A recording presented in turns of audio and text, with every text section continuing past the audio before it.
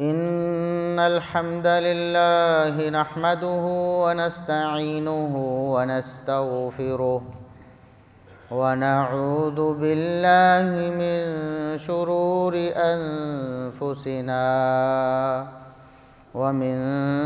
سيئات أعمالنا من يهده الله فلا مضل له ومن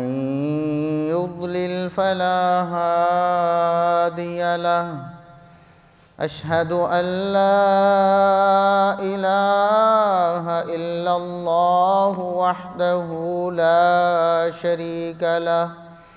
وأشهد أن محمدًا عبده ورسوله اللهم صل على محمد وعلى آل محمد كما صليت على إبراهيم وعلى آل إبراهيم إنك حميد مجيد اللهم بارك على محمد وعلى آل محمد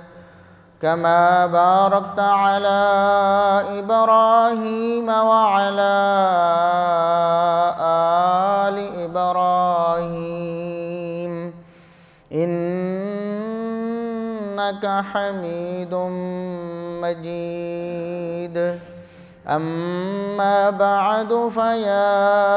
أيها الناس ألا إن خير الحديث كتاب الله وخير الهدي هدي محمد صلى الله عليه وسلم وشر الأمور محدثاتها وكل محدثة بدعة وكل بدعة ضلالة أعوذ بالله السميع العليم من الشيطان الرجيم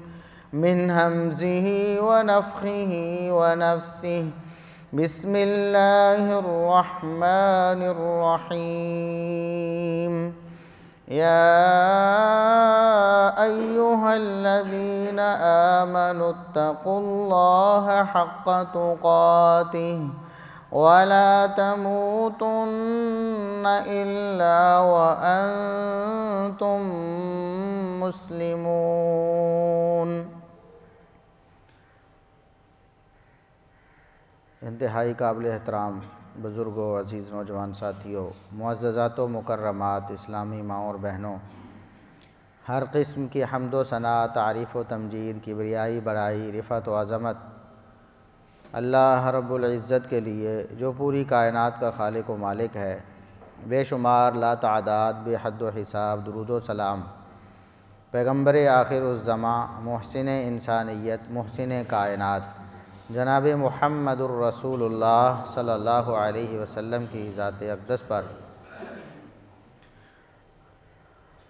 یہ دنیا کی زندگی فانی ہے، اسے گزار کر ہم نے اللہ رب العزت کے دربار میں پیش ہو کر اپنے اعمال کا حساب دینا ہے، اور اس زندگی کا سب سے اہم ترین لمحہ اور قیمتی ترین لمحہ وہ اس زندگی کا اختتام ہے۔ اگر اس زندگی کا اختتام اچھا ہو گیا تو کامیابی و کامرانی مل جائے گی، اور اختتام برا ہو گیا تو پھر ناکامی و نامرادی مقدر بن جائے گی۔ اللہ رب العزت نے اسی لیے سورہ آل عمران میں یہ ارشاد فرمایا کہ ایمان والو اللہ سے اس طرح ڈرو جس طرح اس سے ڈرنے کا حق ہے۔ تمہیں موت اس حال میں آئے کہ تم اللہ کے مطیع و فرما بردار ہو۔ گویا کہ اللہ رب العزت نے زندگی کے اختتام کو اچھا کرنے کا طریقہ بتایا ہے کہ اگر تم اللہ کی فرما برداری میں مرنا چاہتے ہو تو پھر ایسے اللہ سے ڈرو جیسے اس سے ڈرنے کا حق ہے۔ اگر ایک انسان اللہ رب العزت سے کما حقہ ڈرنا شروع کر دے تو پھر کوئی رکاوٹ ایسی نہیں، کوئی طاقت ایسی نہیں جو اس کو اللہ رب العزت کو راضی کر کے دنیا سے جانے سے روک دے۔ اور اگر انسان اللہ رب العزت سے ویسے نہیں ڈرتا جیسے ڈرنے کا حق ہے، پھر وہ اگر یہ سمجھے کہ میرا خاتمہ بالایمان ہو جائے گا، میں اللہ رب العزت کو راضی کر کے دنیا سے چلا جاؤں گا، تو یہ محض اس کی ایک خواہش اور اس کا خیال تو ہو سکتا ہے، لیکن حقیقت یہ نہیں ہے۔ انسان کو ہر لمحے، ہر وقت، ہر دن اللہ رب العزت سے ڈرنا چاہیے،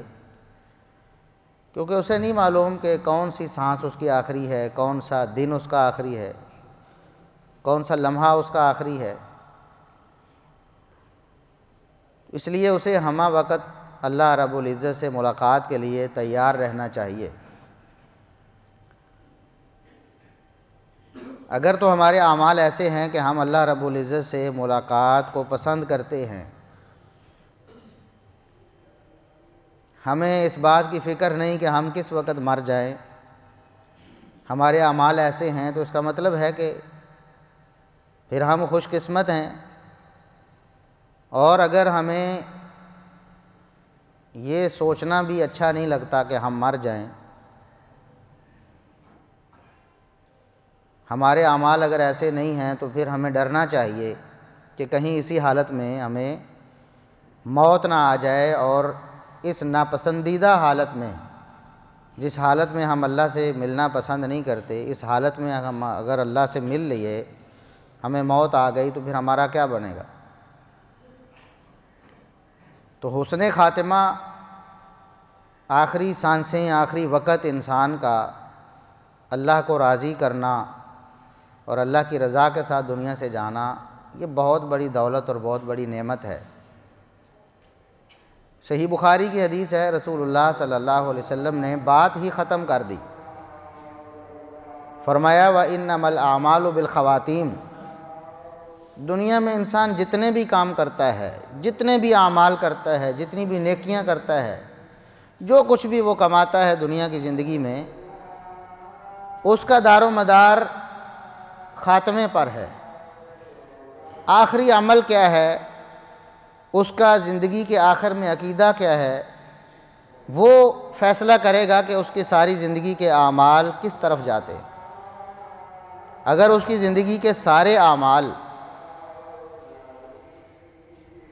اللہ رب العزت کو راضی کرنے والے ہیں، اس کا مطلب ہے کہ اس کا خاتمہ اچھا ہوا ہے۔ اگر خاتمہ اچھا ہو جائے تو اللہ رب العزت پچھلے گناہوں کو بھی معاف کر کے بسا اوقات نیکیوں میں بھی بدل دیتا ہے۔ ایک انسان ساری زندگی برائیاں کرتا رہا، آخر میں اللہ رب العزت نے اس کو توبہ کی توفیق دے دی، کافر تھا مسلمان ہو گیا، تو اللہ رب العزت اس کی ساری برائیاں زندگی کی ان کو نیکیوں میں بدل دیتا ہے، اور اسی پہ اس کا خاتمہ ہو جاتا ہے، تو اس کی آخرت اچھی ہو جاتی ہے، وہ کامیاب و کامران ہو جاتا ہے۔ لیکن وہ لمحہ ایسا نہیں کہ جس کے بارے میں ہمیں بتایا گیا ہو، کوئی گارنٹی ہو، ضمانت ہو کہ اتنے سال آپ نے جینا ہے، تو چلو آخری سال اللہ کی عبادت کر لیں گے، توبہ کر لیں گے۔ یہ معلوم نہیں کتنے سانس ہم نے اور دنیا میں لینے ہیں، تو چلو آخری سانسوں پہ کلمہ پڑھ لیں گے، نمازوں کی پابندی کر لیں گے، اللہ کو راضی کر لیں گے، صدقہ و خیرات کر لیں گے، یہ ہمیں معلوم نہیں ہے، نہ ہمارے اختیار میں ہے نہ ہمارے علم میں ہے۔ وما تدری نفس بأی ارض تموت، آخری سانس تو دور کی بات ہے، آخری دن تو دور کی بات ہے، اللہ رب العزت فرماتا ہے کسی انسان کو یہ معلوم نہیں، بشمول انبیاء کے، اولیاء کے، صالحین کے، شہداء کے، کسی کو اس بات کا پتہ نہیں ہے کہ اس نے کس زمین میں مر جانا ہے، کس علاقے میں، کس خطے میں اس کو موت آنی ہے، یہ بھی کسی کو معلوم نہیں۔ حالانکہ ایک انسان، اس کے اختیار میں ہوتا ہے بہت سارا معاملہ کہ اس نے کہیں سفر کرنا ہے دور دراز کا کہ نہیں، کسی نے جا کر امریکہ فوت ہونا ہے، کسی نے سعودیہ میں فوت ہو جانا ہے، کسی نے دبئی میں فوت ہو جانا ہے، کسی نے پاکستان میں کسی صوبے میں کسی ضلع میں فوت ہو جانا ہے۔ اتنی بڑی بات جو ہے، ایک انسان کہتا ہے میں نے تو پاسپورٹ ہی نہیں بنوایا، میرا تو پاسپورٹ ہی نہیں ہے، تو میں پاسپورٹ کے بغیر سفر کیسے کر سکتا ہوں، میری موت تو پاکستان میں ہی آنی ہے۔ حالانکہ یہ بھی طے نہیں ہے، جب اللہ رب العزت چاہتا ہے، اللہ کا فیصلہ آتا ہے تو وہاں پہنچ جاتا ہے۔ جب اتنی بڑی بات معلوم نہیں ہے کہ کس خطے میں، کس ملک میں موت آنی ہے، تو یہ ضمانت اور گارنٹی کہاں سے آ گئی کہ کتنے سال جینا ہے یا کتنے دن اور انسان نے دنیا میں رہنا ہے۔ اس لیے اس کو ہمہ وقت تیار رہنا چاہیے۔ تو رسول اللہ صلی اللہ علیہ وسلم نے فرمایا کہ ایک انسان جب اللہ رب العزت سے ملاقات کو پسند کرتا ہے تو احب اللہ لقاءہ، تو اللہ بھی اس کی ملاقات کا مشتاق ہوتا ہے، اللہ بھی اس کی ملاقات کو پسند کرتا ہے۔ اور جب بندہ اللہ سے ملاقات کو ناپسند کرتا ہے نا، پسند ہی نہیں اس کو پتہ ہے کہ میرے کرتوت ایسے ہیں، میرے اعمال ایسے ہیں، میں اتنی نافرمانیوں میں، اتنی سرکشیوں میں ملوث ہوں، پھر اس کا دل نہیں کرتا، موت کا نام سننے کو بھی دل نہیں کرتا۔ ایک حقیقت ہے جسے آنکھیں بند کیے رکھتا ہے، تو پھر اللہ رب العزت بھی کارہ لقاءہ، اس کی ملاقات کو ناپسند کرتا ہے، یعنی اللہ رب العزت پھر موت کے وقت یا حشر میں اس کی طرف نظر رحمت سے نہیں دیکھے گا،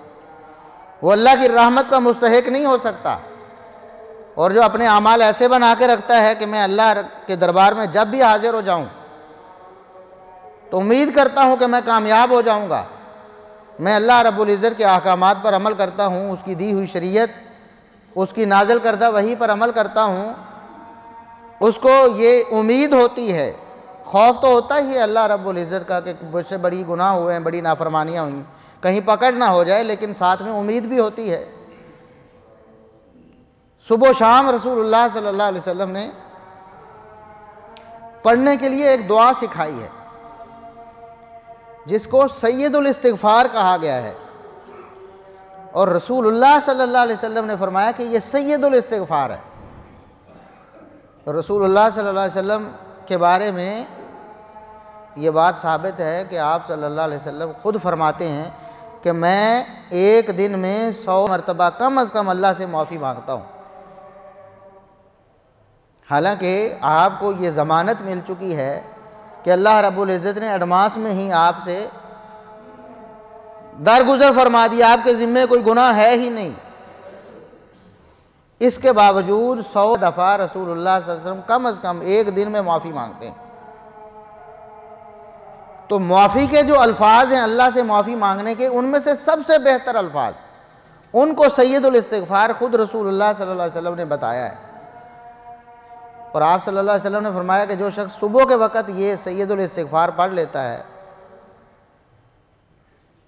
شام تک اگر فوت ہو جاتا ہے تو وہ فطرت اور اسلام پر فوت ہوگا، یعنی اللہ رب العزت اس کو جنت نصیب کر دیں۔ اور اگر شام کو پڑھ لیتا ہے دن کے آخری پہر میں، تو اگلے دن کے شروع ہونے سے پہلے،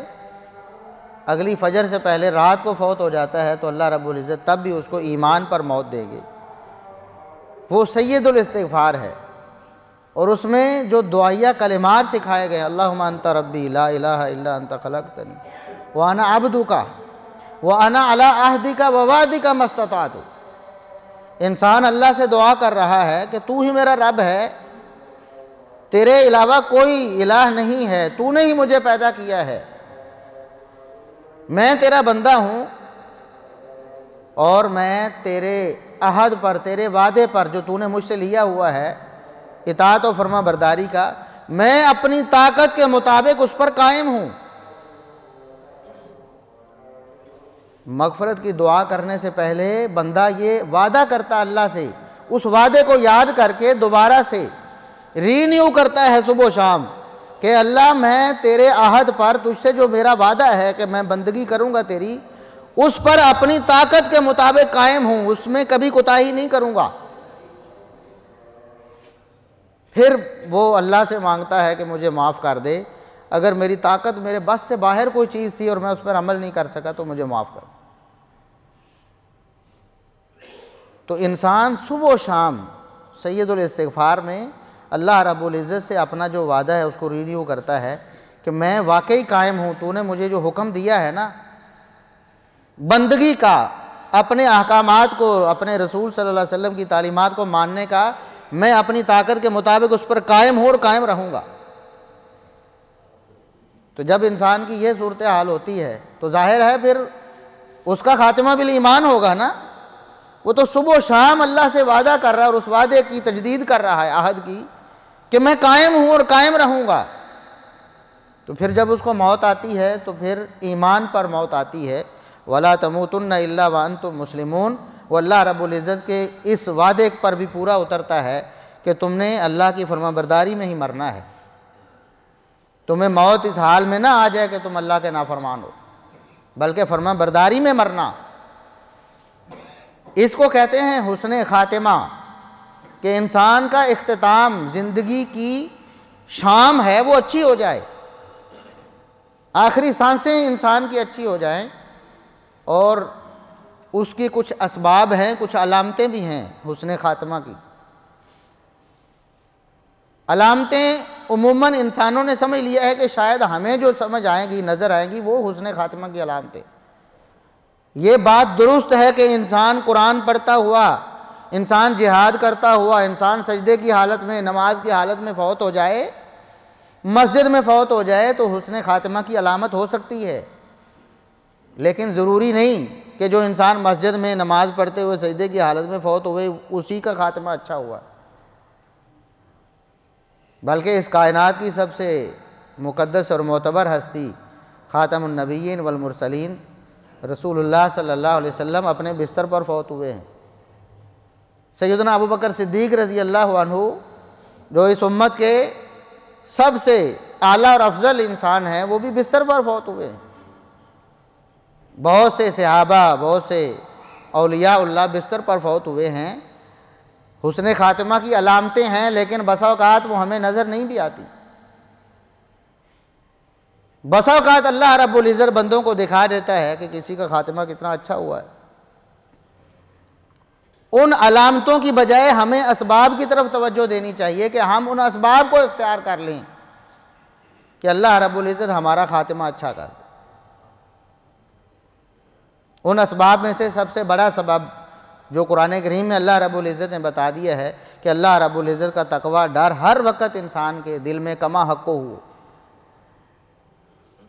ایک انسان کے پاس کتاب و سنت کا اتنا علم ضرور ہو کہ وہ اپنی زندگی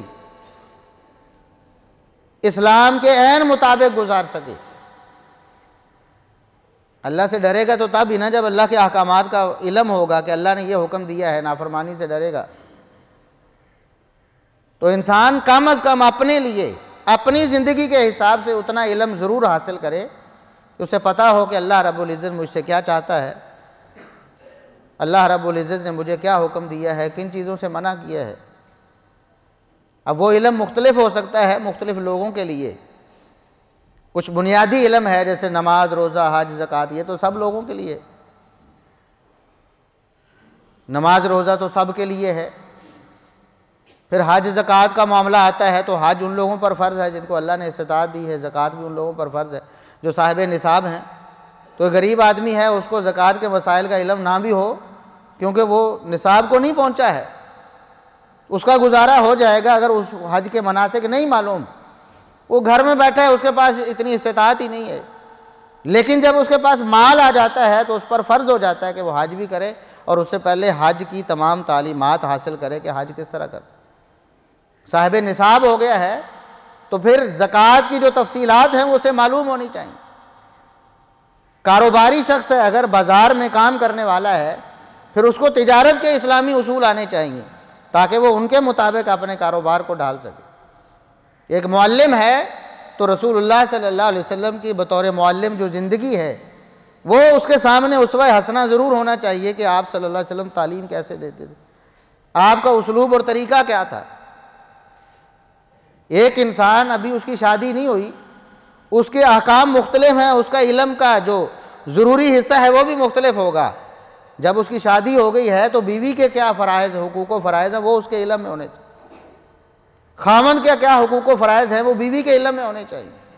صاحب اولاد ہو گیا ہے تو اولاد کے کیا احکام و مسائل ہیں، اولاد کے حقوق و فرائض کیا ہیں وہ انسان کے علم میں ہونے چاہیے تاکہ وہ کہیں اللہ رب العزت کی نافرمانی کا مرتکب نہ بن جائے۔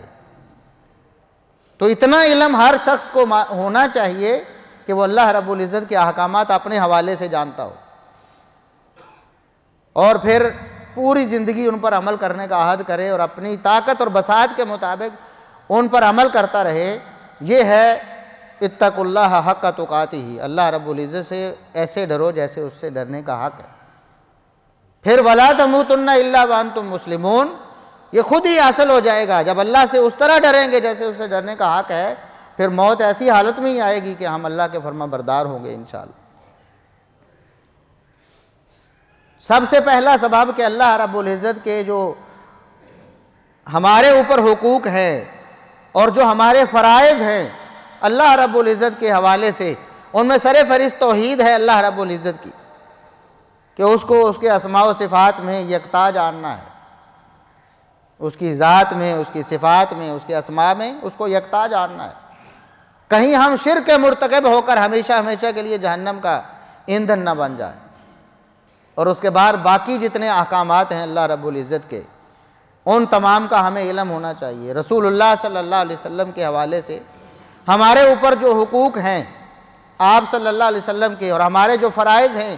آپ صلی اللہ علیہ وسلم کی نبوت اور رسالت کے حوالے سے، وہ ہمارے علم میں ہونے چاہیے۔ آپ کا اسوہ حسنہ ہمیں پڑھنا چاہیے اور اس پر عمل کرنا چاہیے۔ یہ سب سے بڑا سبب ہے حسن خاتمہ کا کہ ہم ہمیشہ اللہ رب العزت اور رسول اللہ صلی اللہ علیہ وسلم کے احکامات اور تعلیمات کے مطابق عمل کرتے ہیں۔ اور اس کے بعد ہوتا کیا ہے کہ انسان کی جو پوری زندگی ہے نا، اس کا نچوڑ اور عرق آخر میں نکل آتا ہے۔ ایک انسان قرآن سے محبت کرتا ہے، قرآن کی تلاوت کرتا ہے، صدق دل سے قرآن کے احکامات پر عمل کرتا ہے، تو خاتمے کے وقت بھی ہوتا ہے کہ قرآن کی تلاوت اس کی زبان پہ آ جاتی، قرآن پڑھتا ہوا دنیا سے چلا جاتا ہے۔ اور رسول اللہ صلی اللہ علیہ وسلم نے فرمایا کہ من کان آخر کلامہ لا الہ الا اللہ دخل الجنہ، جو شخص ایسا ہے کہ اس کی آخری بات لا الہ الا اللہ توحید کی گواہی ہو گئی، جنت میں داخل ہو جائے گا۔ اور توحید کی گواہی کیسے دے گا؟ جب ساری زندگی توحید کے مطابق گزاری، یا کم از کم موت کے عالم سے پہلے پہلے اس نے توحید کو اچھی طرح جان اور پہچان لیا ہے اور اس کی گواہی دے دی ہے، چاہے ساری زندگی شرک کرتا رہے، لیکن موت کے آنے سے پہلے پہلے جب فرشتے نہیں آئے ہیں، اس کی روح قبض ہونا شروع نہیں ہوئی، موت کو اس نے سامنے نہیں دیکھ لیا، اس سے پہلے پہلے توبہ کر چکا ہے، توحید سمجھ چکا ہے، تو پھر اس کو توحید پر موت آئے گی۔ لیکن اگر ساری زندگی شرک میں گزر گئی ہے، ساری زندگی اللہ رب العزت کی توحید کا مذاق اڑایا ہے، تو پھر کوئی یہ نہ سمجھے کہ آخر میں اس کو کلمہ توحید وہ والا نصیب ہو جائے گا جس کے بعد سیدھا جنت میں چلا جائے گا۔ میں نے پہلے عرض کر لیا ہے کہ کچھ چیزیں ایسی ہیں کہ ہمیں اور طرح نظر آتی ہیں، حقیقت میں ویسی نہیں ہوتی ہیں۔ اللہ رب العزت نے ہمارے لیے بہت بڑی عبرت چھوڑی ہے قرآن کریم میں۔ فرعون کا تذکرہ فرمایا۔ فرعون ساری زندگی توحید کی نفی کرتا رہا، انا ربکم الاعلی، دعویٰ کرتا رہا میں تمہارا سب سے بڑا رب ہوں، نعوذ باللہ۔ اللہ رب العزت کی توحید کا مذاق اڑاتا رہا۔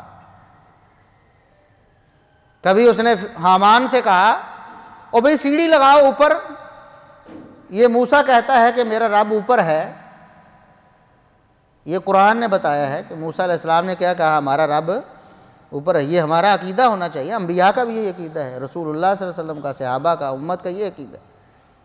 اللہ رب العزت کی ذات عرش پر مستوی ہے، اس کا قبضہ اختیار، اس کا علم تصرف ہر جگہ ہے، لیکن اس کی ذات اوپر ہے۔ موسیٰ علیہ السلام نے یہی بتایا ہے کہ میرا رب اوپر ہے، تم جھوٹے دعوے کرتے ہو رب ہونے کے۔ اس نے مذاق اڑایا۔ حامان اپنا ایک مشیر تھا، اس کو بلایا اور بھئی سیڑھی لگاؤ، بڑی عمارت بناؤ، بڑا سارا مینار بناؤ، میں چڑھ کے دیکھنا چاہتا ہوں کہ واقعی موسیٰ کا رب ہے کہ نہیں ہے۔ نعوذ باللہ ثم نعوذ۔ جب موت کا وقت آیا، موسیٰ علیہ السلام اور ان کے ساتھیوں کے پیچھے لشکر لے کر آیا ہے۔ موسیٰ اور ان کے ساتھیوں کو اللہ رب العزت نے نجات دے دی، وہ سمندر سے نکل کے اللہ نے راستے بنا دیے، اور جب اس کا لشکر داخل ہوا ہے تو اللہ رب العزت نے غرق کر دی۔ تو قرآن پاک کے الفاظ ہیں حتی اذا ادرکہ الغرق، جب یہ پانی میں ڈوب رہا تھا اور اس کو موت سامنے نظر آ گئی، مرنے لگا، تو قالا آمنت انہ لا الہ الا الذی آمنت بہ بنو اسرائیل وانا من المسلمین، میں کلمہ پڑھتا ہوں، اس الہ کو مانتا ہوں جس الہ کا کلمہ بنو اسرائیل نے موسیٰ علیہ السلام کے کہنے پہ پڑھا ہے، میں اس کو رب مانتا ہوں، وَأَنَا مِنَ الْمُسْلِمِينَ، میں مسلمان ہو رہا ہوں۔ اللہ رب العزت نے فرمایا الآن وقد عصیت قبل وکنت من المفسدین، اب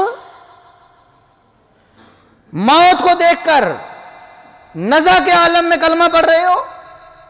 اور اس سے پہلے کیا کرتے؟ وقد عصیت قبل، اس سے پہلے توحید کی دھجیاں اڑاتے رہے،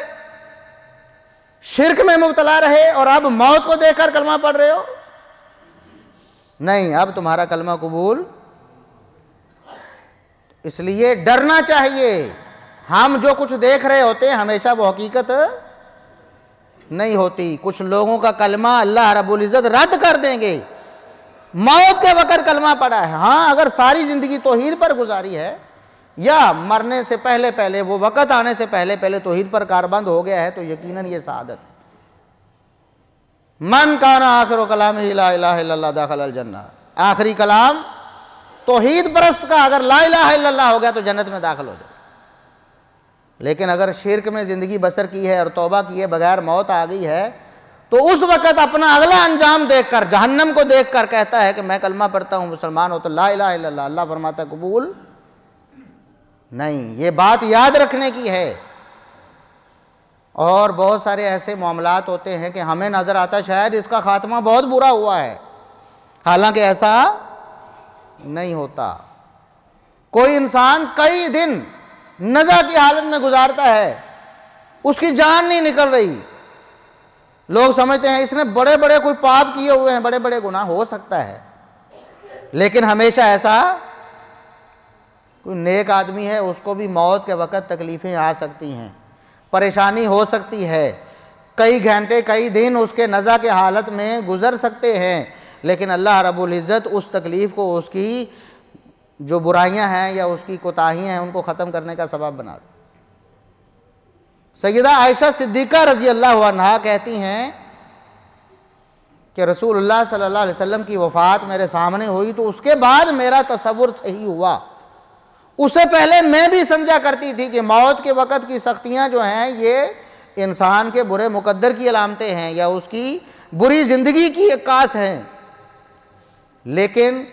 رسول اللہ صلی اللہ علیہ وسلم جب وفات پا رہے تھے تو آپ صلی اللہ علیہ وسلم پر بھی تکلیفیں آئیں۔ آپ صلی اللہ علیہ وسلم کے پاس پانی کا پیالہ پڑا تھا، تکلیف کی وجہ سے، تکلیف کی شدت کی وجہ سے پانی کے پیالے میں ہاتھ ڈالتے اور اپنے چہرہ مبارک پر پھیرتے سکون حاصل کرنے کے لیے، اور فرماتے ان للموت سکرات، موت کی بڑی سختیاں ہیں، موت کی بڑی سختیاں ہیں، تو موت کے وقت سختی ہو سکتی ہے، ہمیشہ موت کے وقت سختی برے خاتمے کی علامت نہیں ہے۔ اس لیے ہمیں اپنے اعمال، اسباب پر توجہ دینی چاہیے کہ وہ اسباب کون سے ہیں جن کی وجہ سے ہمارا خاتمہ اچھا ہو جائے۔ ساری زندگی توحید کے علم بردار رہیں، اپنی زندگی توحید کے مطابق گزاریں۔ پہلے اگر شرک میں ملوث ہو گئے ہیں تو چھوڑ کر اللہ رب العزت کی توحید پر آ جائیں، اس کے بعد اللہ رب العزت کی فرما برداری پر مداومت اختیار کریں، صبح و شام اللہ سے وعدہ کریں۔ یہ جو دعائیں ہم نے پڑھی ہیں صبح و شام کی، اکثر تو ہمیں مسلمانوں کو معلوم ہی نہیں۔ اب یہ سید الاستغفار کتنے لوگوں کو آتا ہے؟ اللہم انت ربی لا الہ الا انت خلقتنی وانا عبدک وانا علی عہدک ووعدک ما استطعت اعوذ بک من شر ما صنعت ابوء لک بنعمتک علی وابوء بذنبی فاغفر لی فانہ لا یغفر الذنوب الا انت۔ شاید میں اگر کہوں کہ 1% مسلمانوں کو یہ یاد ہے تو یہ میرا دعویٰ غلط نہیں ہوگا، اور اگر 1% کو یاد ہے تو ان میں سے بھی اکثریت ایسی ہے جس کو معنی مفہوم ہی معلوم نہیں، بس رٹے رٹے اذکار ہیں جی، میں کر رہا ہوں، میں پڑھ رہا ہوں بطور منتر، بس پڑھے جا رہے ہیں، اس کے معنی پر غور نہیں کرتے۔ اگر ایک بندہ مسلمان ہے، یہ سید الاستغفار اگر صبح و شام پڑھتا ہے، اس کا معنی مفہوم سمجھ کر اور اس کے تقاضوں پر عمل کرتا ہے، تو انشاءاللہ اس کے خاتمے اللہ رب العزت اس کا خاتمہ اچھا کرے۔ اے اللہ میں تیرا بندہ ہوں، تو میرا رب ہے، تو نے مجھے پیدا کیا ہے، تو نے مجھ سے جو وعدہ لیا ہے بندگی کا، میں اپنی استطاعت کے مطابق، بساط کے مطابق، طاقت کے مطابق اس پر عمل پیرا ہوں۔ میں اپنے گناہوں کا اعتراف کرتا ہوں، مجھ سے کوتاہیاں ہوتی ہیں، غلطیاں ہو جاتی ہیں، تیری رحمت اور تیری مغفرت کا بھی میں اقراری ہوں، اور میں تجھ سے معافی کا طلبگار ہوں، مجھے معاف کر دے، کیونکہ تیرے علاوہ کوئی معاف کرنے والا۔ اور جو گناہ مجھ سے سابقہ زندگی میں ہو چکے ہیں ان کی نحوست سے مجھے بچا لینا۔ اعوذ بک من شر ما صنعت، جو میں نے برائیاں پہلے کر لی ہیں، برائیوں کی نحوست انسان کو ساری زندگی بھی جکڑ سکتی ہے۔ یہ نہیں کہ گناہ آپ نے کر لیا 10 سال پہلے اور اب ختم ہو گیا، جی 10 سال پہلے ہی تھا۔ ایک گناہ جو ہے انسان کی ساری زندگی اس کا پیچھا کر سکتا ہے اور اس کو رسوا اور ذلیل کر سکتا ہے، ایک گناہ بھی۔ تو انسان صبح و شام اللہ سے دعا کرتا ہے کہ یا اللہ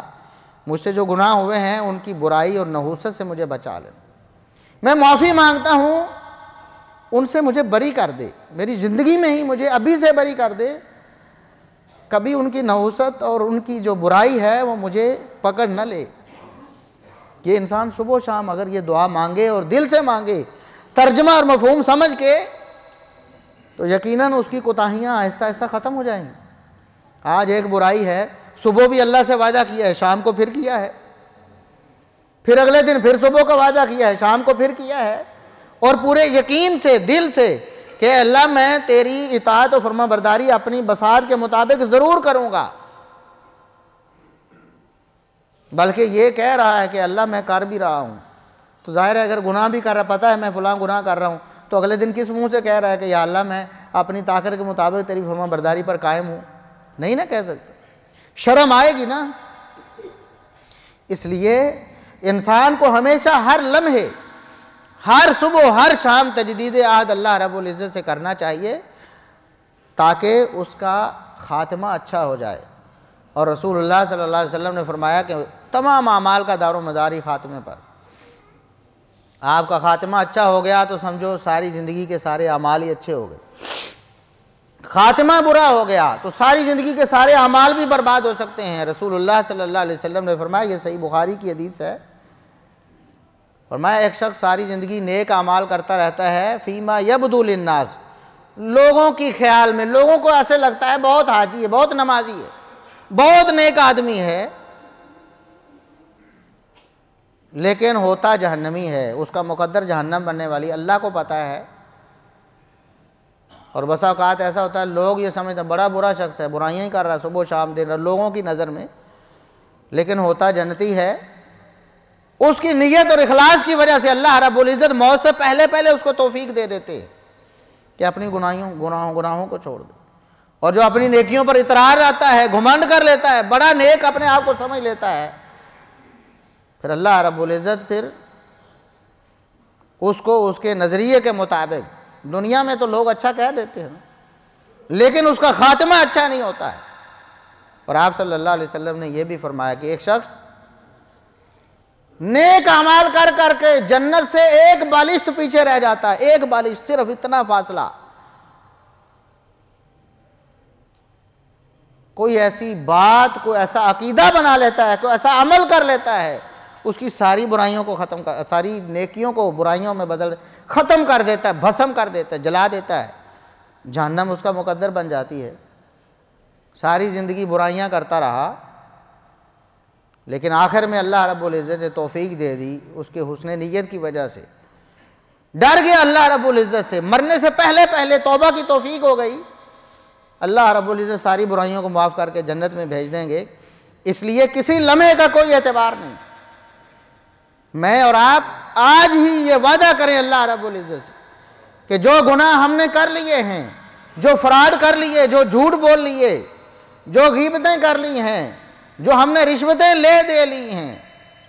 سب کچھ آج سے ہی ختم کرتے ہیں اور